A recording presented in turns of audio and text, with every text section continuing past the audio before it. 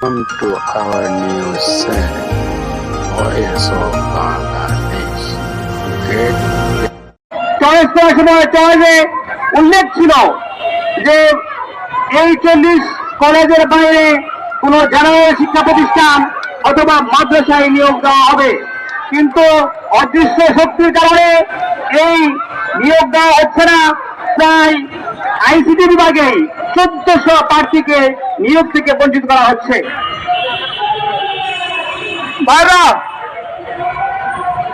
আমরা same syllabus, same বিষয়কূট এবং একই মেরিট লিস্টে স্থান পেয়েছি। কলেজ মাদ্রাসা কম্বাইন্ড, সবকিছু কম্বাইন্ড হওয়া সত্ত্বেও চাকরি ক্ষেত্রে আমাদেরকে বঞ্চিত করা হয়েছে।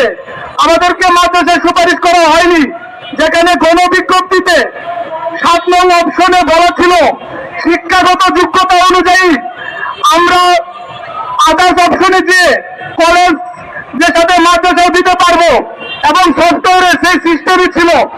আমরা মাদ্রাসা সিলেক্ট করেছি, কিন্তু এনটিআরসি আমাদেরকে সেই মাদ্রাসায় সুপারিশ করেনি। মাদ্রাসায় মাত্র 173 জন সুপারিশ প্রাপ্ত হয়েছে, যেখানে সিট খালি প্রায় 14 থেকে 1500 জন।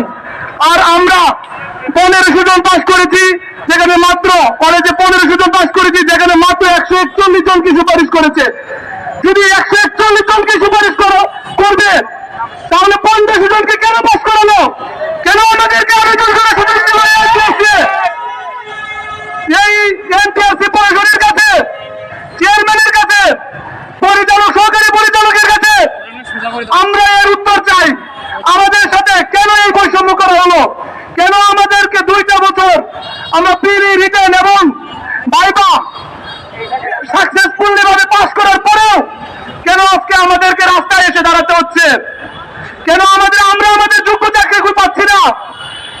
কেন পত্রিকাগুলোতে বলা হচ্ছে যে যোগ্য প্রার্থী নেই, সেই কারণে 60,000 সিট খালি আছে, কিন্তু বাস্তবতা ভিন্ন। আমরা ভালো নাম্বার পেয়েও দেখা গেছে 70, একই প্রশ্নে পরীক্ষা দিয়ে 70 নাম্বার পেয়েছে, কিন্তু আজকে চাকরি পাচ্ছে না। যেখানে মাদ্রাসা 40 পেয়ে পাস করেও ভালো মাদ্রাসা পাচ্ছে। মাদ্রাসার যে শিক্ষক সংকট, এত শিক্ষক সংকট ছেড়ে সংকটই থেকে যাচ্ছে। আর আমরা বেকার স্টুডেন্টরা, বেকার চাকরি ক্যান্ডিডেটরা বেকারি ঘুরে বেড়াচ্ছি।